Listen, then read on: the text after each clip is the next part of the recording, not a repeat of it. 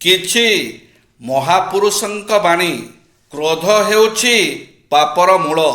କ୍ରୋଧର ପରିଣାମ ସର୍ବଦା ଭୟଙ୍କର। କ୍ରୋଧହୀନ ମନୁଷ୍ୟ ଦେବତା ସଙ୍ଗେ ସମାନ। ଶିକ୍ଷିତ ସମ୍ପ୍ରଦାୟଙ୍କ ଠାରୁ ଗ୍ରାମଗୁଡ଼ିକ କୌଣସି ଉପାୟରେ ଉପକୃତ ହେଉନାହାନ୍ତି, କାରଣ ସେମାନେ ନଗର ଜୀବନ ପ୍ରତି ଅଧିକ ଆକୃଷ୍ଟ ହେଉଅଛନ୍ତି। ଶତ୍ରୁକୁ ମିତ୍ରରେ ପରିଣତ କରିବା ହେଉଛି ଅହିଂସାର ଏକ ଯାଦୁକାରୀ ଶକ୍ତି।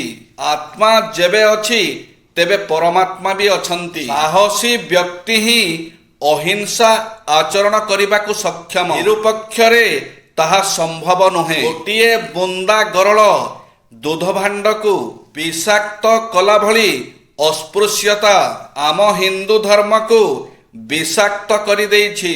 ଘର ଓଳାଇ ସଫା କଲା ପରେ ତାହା ପୂର୍ବ ଅପେକ୍ଷା ଅଧିକ ପରିଷ୍କୃତ ହୋଇଗଲା ଭଳି ଦୋଷ ସ୍ୱୀକାର କଲା ପରେ ହୃଦୟ ଅଧିକ ପବିତ୍ର ହୋଇଥାଏ। ଯେ ଅନ୍ୟମାନଙ୍କର ଦୋଷ ଦେଖିବାରେ ଲାଗିଛି, ସେ ନିଜ ଦୋଷ ଦେଖିପାରୁନାହିଁ।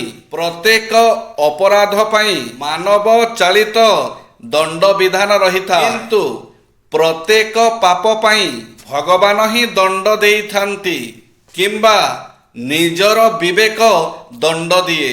ସଫଳତା ବହୁ ଅଦ୍ଭୁତଜନକ ସକାରାତ୍ମକ ଉପାଦାନର ସମାହାର।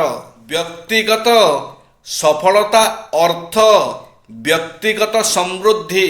ପ୍ରଥମେ ଆର୍ଥିକ ସୁରକ୍ଷା, ସୁନ୍ଦର ବାସଗୃହ, ଅତ୍ୟାଧୁନିକ ଘରୋଇ ଆସବାବପତ୍ର, ନିତ୍ୟ ବ୍ୟବହାର୍ଯ୍ୟ ନାନା ସାମଗ୍ରୀ, ମନ ପସନ୍ଦର ପୋଷାକ ପତ୍ର ଓ ଖାଦ୍ୟ ଭଳି ଭୌତିକ ଆବଶ୍ୟକତାର ଯଥାଯଥ ପୂର୍ଣ୍ଣତା ଲୋଡ଼ା ପଡ଼ିଥାଏ।